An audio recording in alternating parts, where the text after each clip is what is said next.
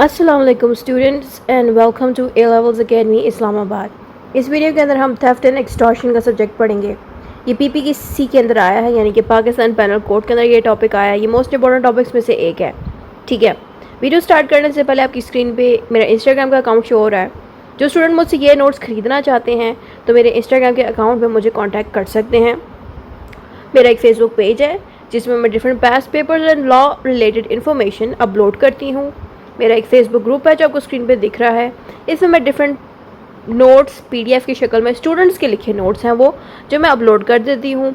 And जैसे time मिलता है तो टीचर्स के लिखे नोट्स भी डाल देती हूँ इस ग्रुप में। एंड कभी कभी लॉ की बुक्स भी पीडीएफ में मैं इसी ग्रुप में डालती हूँ। ठीक है, अब हम इस वीडियो को स्टार्ट करते हैं। आपने इस वीडियो को इंट्रोडक्शन से स्टार्ट करना है, यानी कि जब इंट्रोडक्शन में अगर आप थेफ्ट एंड एक्सटॉर्शन दोनों को एक्सप्लेन करें तो आपने क्या करना है कि पहले थेफ्ट को एक्सप्लेन करना है या एक्सटॉर्शन को। आपकी मर्जी, एक्सटॉर्शन पहले एक्सप्लेन करें थेफ्ट बाद में, लेकिन करना एक्सप्लेन दोनों को पड़ेगा इंट्रोडक्शन में। ठीक है, अगर एक ही टॉपिक आप एक्सप्लेन करो, यानी कि थेफ्ट ही एक्सप्लेन करो, थेफ्ट के ऊपर ये कराया है तो सिर्फ थेफ्ट एक्सप्लेन करना है। लेकिन जब आप दो टॉपिक्स इकट्ठे एक्सप्लेन कर रहे हो ना, पेपर में आपसे अगर उन्होंने थेफ्ट एंड एक्सटॉर्शन दोनों पूछ लिए तो आपको इंट्रोडक्शन में दोनों ही एक्सप्लेन करने होते हैं। ठीक है, इंट्रोडक्शन।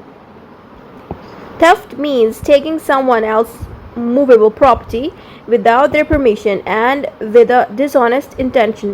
थेफ्ट का मतलब है कि आप किसी और इंसान की कोई मूवेबल प्रॉपर्टी वो चीज़ होती है जिसको आप एक जगह से दूसरी जगह हिला सकते हो। जैसे कि कोई गाड़ी को एक जगह से दूसरी जगह हिलाना आसान होता है, या कोई भी कीमती सामान जैसे कि मोबाइल फ़ोन जो लोग छीन लेते हैं लोगों से। ठीक है, ये सारे मूवेबल प्रोडक्ट्स हैं। इमूवेबल प्रोडक्ट्स होते हैं ज़मीनें, प्रॉपर्टीज़, घर लोगों के, वो हिलाए नहीं जा सकते। लेकिन जो मूवेबल चीज़ें हैं, ठीक है, इन चीज़ों को अगर कोई मूवेबल चीज़ों को चोरी कर लेता है बगैर किसी की परमिशन के, किसी गलत नीयत से, इस चीज़ को हम थेफ्ट कहते हैं। ठीक है, the property must be movable like a money, phone और अ कार। यहाँ पे कहते हैं कि जो प्रॉपर्टी है वो मूवेबल होनी चाहिए, जैसे कि कोई पैसा हो, कोई गाड़ी हो, फ़ोन हो या गाड़ी वगैरह। सही है। एक्सटॉर्शन क्या होता है? Extortion means putting someone in fear like threatening to hurt them so that they give their property or valuables. In extortion, the property can be movable or immovable like a house or land. Extortion में क्या होता है कि आप किसी इंसान को डराते हो, ठीक है, उसके दिल में अपना डर बैठा देते हो, डरा के, थ्रेट करके। ठीक है, और आप उसको इस तरह से डराते हो कि आप उसको कहते हो कि अगर तुमने मुझे ये चीज़ नहीं दी तो तुम्हारी मैं जान ले लूँगा, या अगर तुमने ये चीज़ मुझे नहीं दी तो तुम्हें मैं मारूंगा, ये करूँगा, वो करूँगा, यानी कि अगले बंदे को डराना। ठीक है, और उससे कोई चीज़ निकलवाना डरा के, उसको एक्सटॉर्शन कहते हैं। इससे क्या होता है, आप जिस बंदे को डरा रहे होते हो, एक्सटॉर्शन जिसके साथ कर रहे होते हो, वो बंदा इतना डर जाता है कि वो अपनी जान बचाने के लिए आपको हर चीज़ देने को तैयार होता है। यानी कि कोई भी कीमती प्रॉपर्टी अपनी देने को तैयार होगा, कोई भी वैल्यूएबल चीज़ देने को तैयार होगा।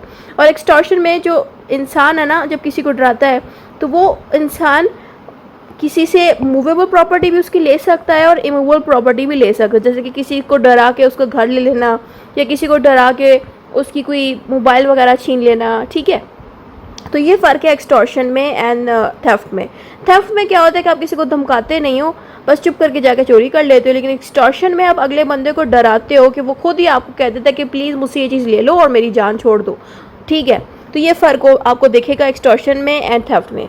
आगे आपने इसमें रेलेवेंट सेक्शंस डालने हैं कि कौन कौन से सेक्शंस पीपीसी के इन टॉपिक्स को डील करते हैं। The following sections of the Pakistan Penal Code are important. Section 378 deals with the definition of theft.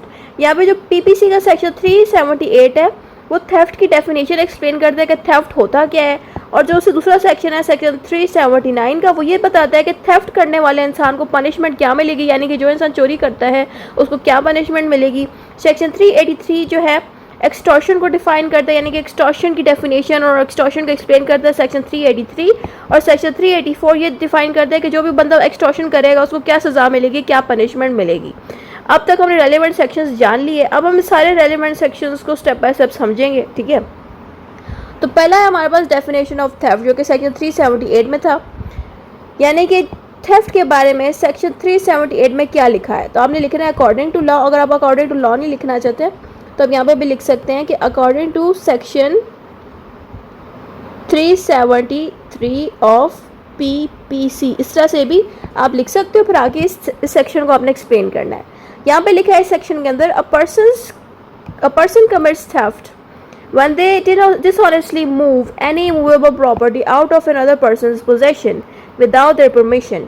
ठीक है, तो यहाँ पे हमने थेफ्ट के बारे में ये बताना है कि थेफ्ट एक ऐसी चीज़ है कि जब कोई इंसान थेफ्ट कमिट कर रहा हो ना, यानी कि थेफ्ट करने वाला हो, चोरी करने वाला हो, तो वो क्या करता है कि बदनीयती से, डिसऑनेस्टी का मतलब है बस बदनीयती, गलत नीयत, ठीक है, से किसी और इंसान की प्रॉपर्टी ले लेता है बगैर उसकी परमिशन के, यानी कि उसके दिल में नीयत गंदी होती है, गलत नीयत से किसी इंसान की प्रॉपर्टी ले लेता है बगैर उसकी परमिशन के, गलत इरादे से। तो ये चीज़ है सेक्शन 373 हमें बता रहा है थेफ्ट के बारे में। ठीक है, इंपॉर्टेंट एक्सप्लेनेशन ऑफ थेफ्ट, दूसरी हेडिंग आपने इसमें डालनी है। इसमें आपने बहुत बारीकी से थेफ्ट को एक्सप्लेन करना है। ठीक है, आप पॉइंट्स की शक्ल में भी एक्सप्लेन कर सकते हो जैसे मैंने पॉइंट्स डाले हैं, या पैराग्राफ में भी लिख सकते हो। If a thing is attached to the earth like a tree, it's not movable, but when you cut it, it becomes movable and can be stolen। यहाँ पे कहते हैं थेफ्ट में जो है दरख्त भी शामिल है, लेकिन दरख्त जो है मूवेबल नहीं होता, यानी कि आप दरख्त को आराम से उठा के इधर उधर नहीं कर सकते, लेकिन अगर आप दरख्त को काट देते हो, कट कर देते हो और उसको चोरी कर लेते हो, ठीक है, तो वो भी थेफ्ट में आता है, वो भी एक मूवेबल प्रॉपर्टी बन जाती है। यानी कि एक दरख्त जो मूवेबल नहीं है, ज़मीन के साथ लगा हुआ है, जब आप उसको कट कर देते हो ना, तो उसको कट करने के बाद आप एक जगह से दूसरी जगह आराम से हिला सकते हो। ठीक है, इसलिए वो एक मूवेबल प्रॉपर्टी बन जाती है, उसको आप चोरी भी कर सकते हो दरख्त को। ठीक है, if you cut and move something in one action, it still counts as theft. अब ये कहते हैं कि आप किसी की चीज़, लाइक किसी की प्रॉपर्टी पे कोई दरख्त लगा हुआ है, ठीक है, उस बंदे की प्रॉपर्टी, आपने उस दरख्त को उठाया, ठीक है, कट किया और अपनी ज़मीन पे आके लगा दिया। ठीक है, आप कहते हो मैंने तो दरख्त ही उठाया है, आप दरख्त जो उठा के किसी और के घर से उठा के, किसी और की लैंड से उठा के अपने लैंड पे लगा रहे हो, उसकी परमिशन भी नहीं ले रहे, वो चीज़ भी थेफ्ट के अंदर ही काउंट की जाएगी। ठीक है, moving something by removing N obstacle is also considered theft. यहाँ पे कहते हैं कि आप गाड़ी चला रहे हो रास्ते में, ठीक है, और आप गाड़ी चलाते चलाते आप किसी इंसान के बनाए हुए बगीचे को, उसके गार्डन को ख़राब कर रहे हो, कहते हो कि मैं इसकी गार्डन को साइड पे कर देता हूँ, तबाह कर देता हूँ, और इसकी जितने भी गार्डन पे वैल्यूएबल चीज़ें उठा के अपनी डिग्गी में डाल देता हूँ और मेरा रास्ता क्लियर हो जाएगा। आप ये सोचते हो कि ठीक है, गार्डन सड़क पे आया हुआ तो मैं जो मर्ज़ी करूँ, ऐसा कुछ नहीं होता। आप किसी की रास्ते से अगर गुजर रहे हो और उसके रास्ते में अगर पौधे आ रहे हैं, उसका गार्डन आ रहा है, और अगर आप उस गार्डन से उठाते हो कोई चीज़ अपने पास रखते हो, बेशक वो चीज़ आपके रोड पे है, बट वो गार्डन तो उस बंदे का है ना, उस बंदे ने वो बनाया, तो वो चीज़ भी जो है थेफ्ट माना जाएगा। ठीक है, यानी कि बेशक आप कोर्ट में जाएगा कि मैंने तो रास्ते से चीज़ें हटाई हैं ताकि रास्ते में ऑब्स्टेकल कोई ना आए, क्योंकि मुझे इस रास्ते से गुजरना था, तो कोर्ट कहेगी ठीक है, आप चीज़ें अगर हटाते भी हो तो परमिशन लो उस बंदे की, और अगर आपने हटाई भी हैं तो वो चीज़ें कहाँ हैं जो आपने हटाई हैं, उस बंदे के हवाले करो। ठीक है, यानी कि आप कोई भी एक्शन लेते हो किसी की परमिशन के बगैर, तो वो चीज़ें भी थेफ्ट में कंसिडर की जाएंगी। लाइक आप किसी की परमिशन के बगैर उन्हीं के घर की चीज़ जो उन्होंने बाहर लगाई है वो हटा के इधर उधर करते हो, तो वो चीज़ भी चोरी मानी जाएगी। बेशक आप वो चीज़ ना भी अपने पास रखो, लेकिन आपने बगैर परमिशन की ये चीज़ की तो गलत समझी जाएगी। ठीक है, और अगर आप वो चीज़ उठा के अपने पास रख लेते हैं, यानी कि किसी का दरख्त उठा के अपने घर में ले आते हो, वो भी गलत है, वो भी थेफ्ट माना जाता है। ठीक है, if you make an animal move and it carry something with it, that movement is also considered theft. और अगर आप कोई ऐसा जानवर उठा के, मिसाल के तौर पे कोई सड़क पे जानवर चढ़ रहा है, ठीक है, चल रहा है, और उसके आसपास कोई उसका मालिक नहीं है, ठीक है, आप समझते हो कि अकेला जानवर है, आप उसको उठा के अपने पास ले आते हो। ठीक है, अगर उस जानवर के साथ कोई ऐसी चीज़ लगी हुई है जो किसी इंसान को बिलोंग करती है, मिसाल के तौर पे उस जानवर के गले में बहुत ही कीमती किस्म का नेकलेस लगा हुआ है, तो वो नेकलेस आपका तो नहीं हुआ ना, उस बंदे का हुआ जिसका वो जानवर था। बेशक जानवर आपको बेसहारा मिला है, लेकिन जो चीज़ उस जानवर के साथ लगी हुई है वो आपके साथ आ गई है उस जानवर की वजह से, तो वो चीज़ भी चोरी मानी जाएगी। बेशक आपने जाके पर्सनली किसी के घर से जाके चीज़ें नहीं चुराई, लेकिन अगर आप जानवर के थ्रू भी कोई चीज़ इस तरह से लेते हो, अब आपने जान के तो नहीं लिया, आपको तो बस जानवर दिखा, आपने उठा लिया उस जानवर को, और उसमें कोई चीज़ ऐसी लगी हुई है, उसके साथ चिपकी हुई है जो किसी और इंसान को बिलोंग कर रही है, तो वो चीज़ भी थेफ्ट के अंडर आती है। ठीक है, अगली हेडिंग इसमें अगला पॉइंट आपने इसमें कॉन्सेंट, परमिशन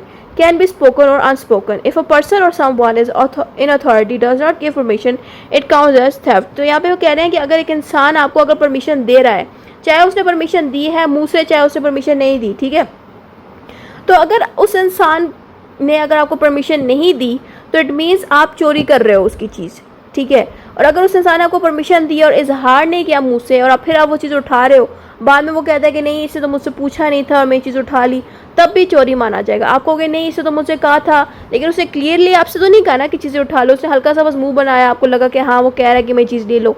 यानी कि जहाँ पे मिसअंडरस्टैंडिंग हो कि क्लियर बंदे ने आपको परमिशन नहीं दी प्रॉपरली मुँह से कह के, ठीक है, अगर प्रॉपरली मुँह से कह के परमिशन नहीं दी तो वहाँ पे भी चोरी माना जाएगा। और एक बंदे ने मुँह से बिल्कुल कहा ही नहीं कि चीज़ मेरी उठा के ले लो, फिर भी आप लेके जा रहे हो, तो वो चीज़ भी चोरी मानी जाएगी। ठीक है, यहाँ पे कह रहे हैं कि किसी इंसान की परमिशन होना मौजूद है, यानी कि अगर आपको कोई परमिशन नहीं दे रहा ना कि उनकी चीज़ उठाओ, तो फिर आपकी जो हरकत है यानी कि आप बगैर परमिशन के जो चीज़ उठाओगे या लेके जाओगे वो चोरी मानी जाएगी। लेकिन अगर वो आपको इजाज़त देता है कि हाँ मेरी चीज़ आप ले जाएं, तो वो चीज़ चोरी में नहीं आती। ठीक है, तो यहाँ पे जितने भी पॉइंट्स मैंने लिखे हैं वो ये चीज़ समझाने के लिखे हैं कि थेफ्ट होता क्या है और किस किस हरकत पे आपको किस हरकत पे माना जाएगा कि आपने चोरी की है। तो ये चीज़ आपने यहाँ पे लिखनी है, एक्सप्लेन करनी है अच्छे से जैसे मैंने की। फिर आपने इसमें एग्जांपल डालनी है। यहाँ पे मैंने कम से कम 2 एग्जांपल्स डाली है। पहले एग्जांपल में मैंने लिखा है A cuts a tree from B's land to steal it, this is theft. तो पहले एग्जांपल में मैंने कहा है कि जो ए है वो एक इंसान है जिसका मैंने नाम ए का दे दिया है, फिर दूसरा इंसान है जिसका नाम मैंने बी दे दिया। ए ने क्या किया, बी की लैंड से एक दरख्त को जो है कट करके ले गया अपने पास। इसने क्या किया, ए ने चोरी की है, स्टील किया है बी के दरख्त को बगैर उसकी परमिशन के। दूसरी एग्जांपल आप इसमें डालें, ए wrongly believes that Z's thing belongs to him and takes it.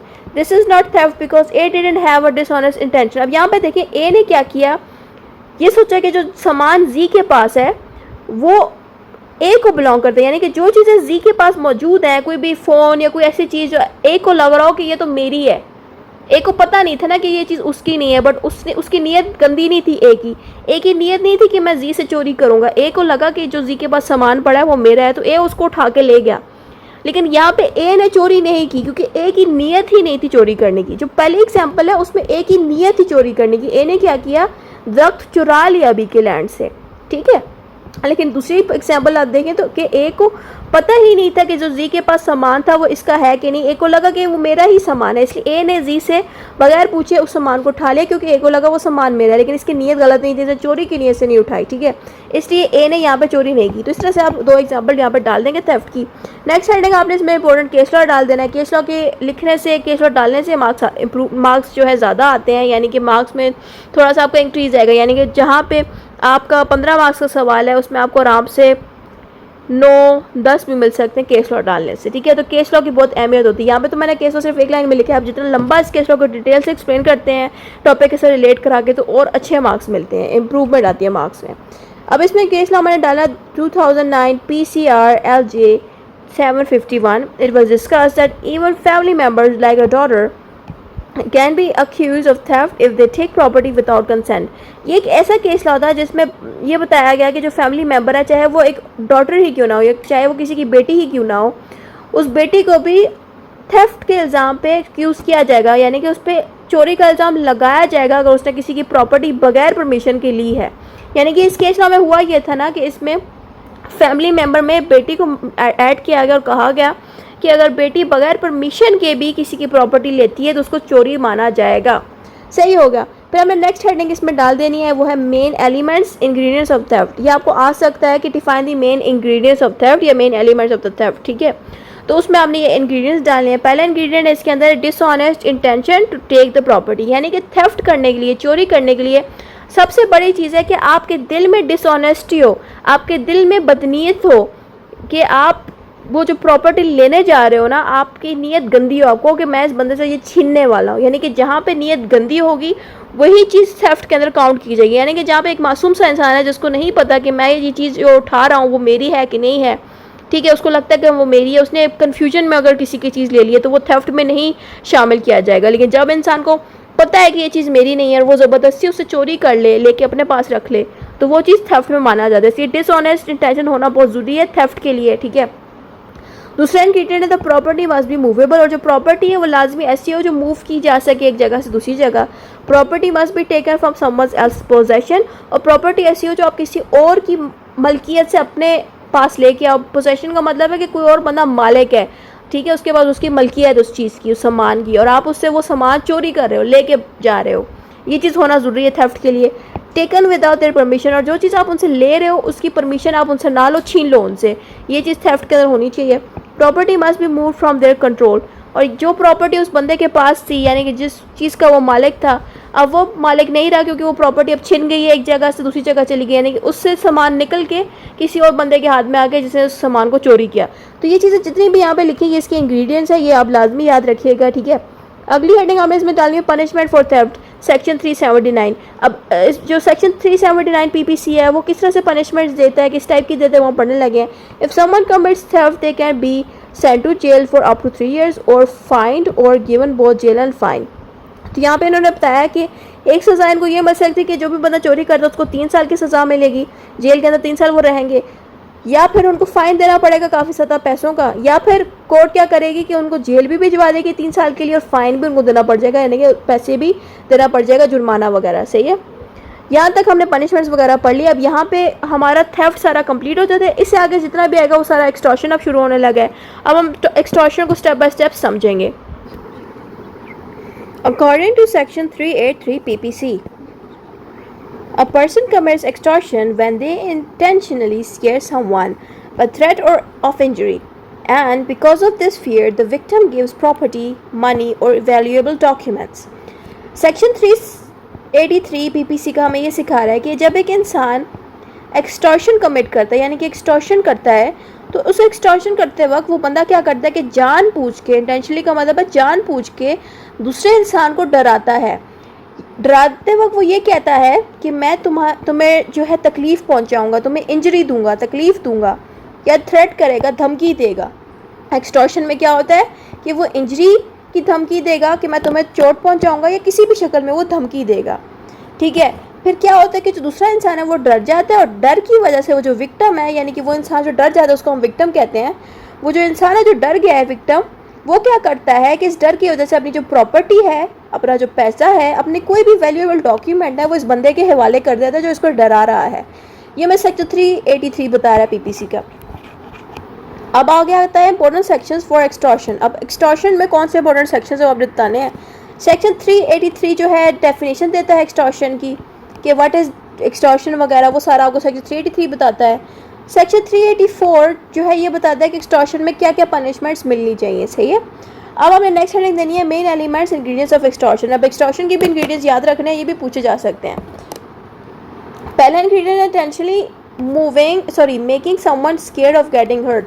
Intentionally का मतलब है जानबूझ के किसी और इंसान को डराना। स्केयर्ड मीन्स डराना, ठीक है। किस चीज़ के लिए डराना, कि उसको तकलीफ़ पहुंचाई जाएगी, यानी कि दूसरा इंसान उसको जानबूझ के डरा रहा है कि वो इंसान उसको तकलीफ़ पहुंचाएगा, ठीक है। ये इसका मेन एलिमेंट है। दूसरा एलिमेंट है the aim is to force them to give property, money और वैल्यूएबल डॉक्यूमेंट।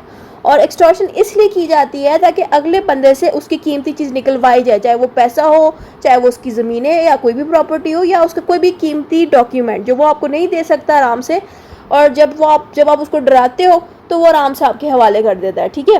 तो एक्सटॉर्शन जो है इस वजह से की जाती है, किस लिए की जाती है, ताकि आप उस बंदे से प्रॉपर्टी निकलवा सको, पैसा निकलवा सको, या कोई भी कीमती डॉक्यूमेंट निकलवा सको, ठीक है। एक्सटॉर्शन नहीं करनी चाहिए, मैं सिर्फ समझा रही हूँ कि एक्सटॉर्शन होता है क्या है। ऐसा ना हो स्टूडेंट मेरी वीडियो देखें और बाद में कहें कि मैम ने कहा एक्सटॉर्शन ऐसी चीज़ होती है तो हम भी करते हैं। ऐसा कुछ नहीं करना, ये गलत हरकत है। एक्सटॉर्शन क्रिमिनल्स करते हैं, उनको जेल में सज़ाएँ मिलती है। तो कभी भी किसी भी स्टूडेंट ने फ्यूचर में किसी के साथ गलत नहीं करना। जो भी मेरा स्टूडेंट देख रहा है तो उनको मैं यही नसीहत करूँगी कि जितना कुछ भी मैं सिखाती हूँ अपनी वीडियोज़ में वो सिर्फ पढ़ाई तक होता है। आपने कभी भी फिज़िकली खुद एक्सटॉर्शन कभी नहीं करनी किसी के साथ, ठीक है। बहुत गलत चीज़ है, यानी कि एक्सटॉर्शन ब्लैकमेलिंग का ही एक पार्ट है।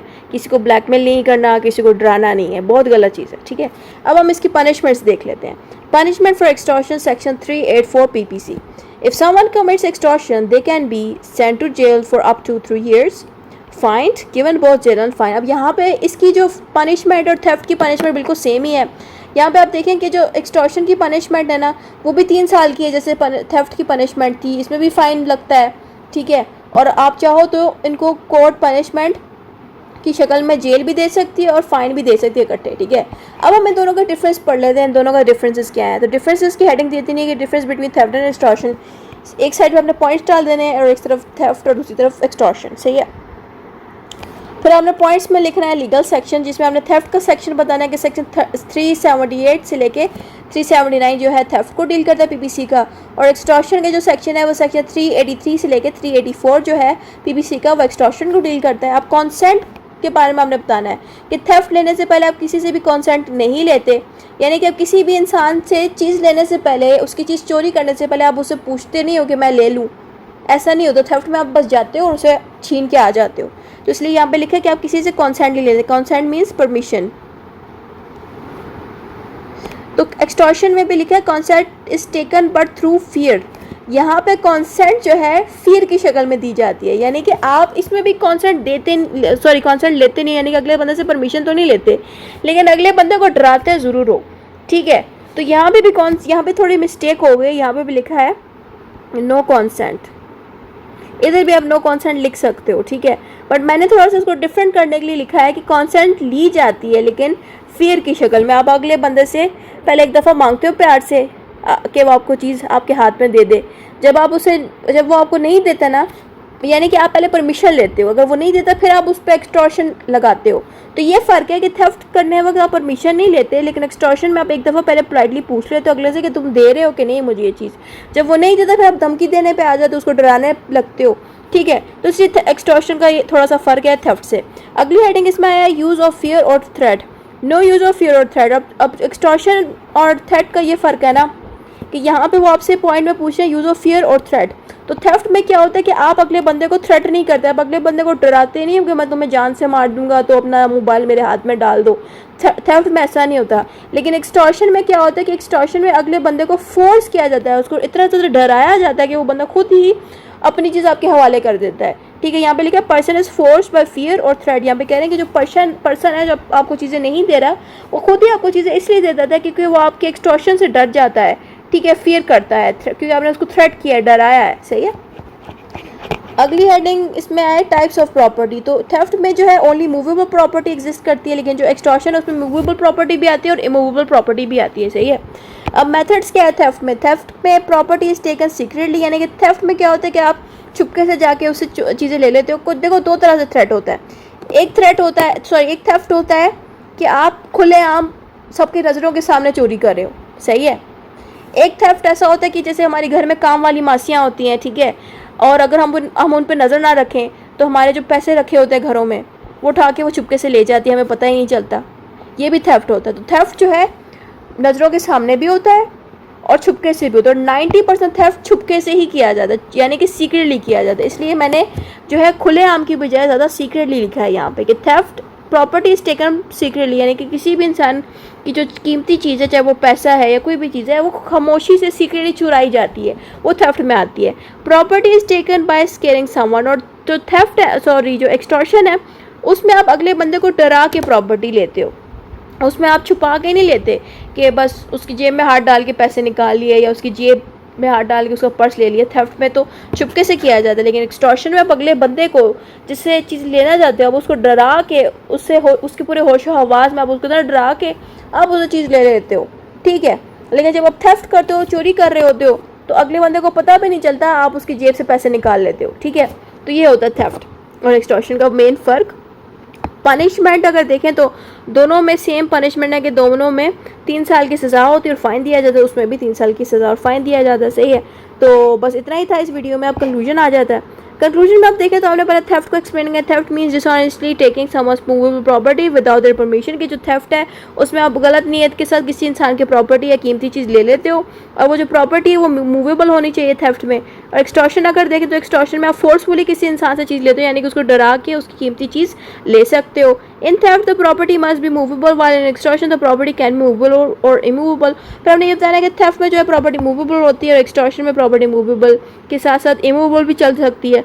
Both are criminal offences and punishable by law under the PPC. फिर हमने ये बताया कि जो दोनों हरकतें हैं, चाहे वो थेफ्ट हो, चोरी हो, चाहे वो एक्सटॉर्शन हो जिसको हम धमकी वगैरह कहते हैं, ये दोनों चीज़ें जो है लॉ के अंडर एक क्रिमिनल एक्ट है, क्रिमिनल ऑफेंस है, और इसको पीपीसी के अंदर पनिशमेंट इसको दी जाती है। यानी कि जितने भी लोग जो अपना लॉयर्स हैं, जजेस हैं, पुलिस है, वो इस पाकिस्तान पैनल कोड यानी कि पीपीसी की मदद से जो है इस तरह के क्राइम्स में लोगों को पनिश करती है। ठीक है, इतना ही था इस वीडियो में। कोई भी चीज़ अगर आपको समझ नहीं आ रही है आप पूछ सकते हैं through the help of comments में आप जाके कुछ भी इन्फॉर्मेशन ले सकते हैं इस सब्जेक्ट से रिलेटेड। और भी कोई टॉपिक या कोई भी सब्जेक्ट आपको समझ नहीं आ रहा है आप कमेंट के थ्रू पूछ सकते हैं कि मुझे ये टॉपिक नहीं समझ आ रहा है, मैं उसके ऊपर इंशाल्लाह वीडियो बनाऊंगी। Thank you for watching and don't forget to subscribe.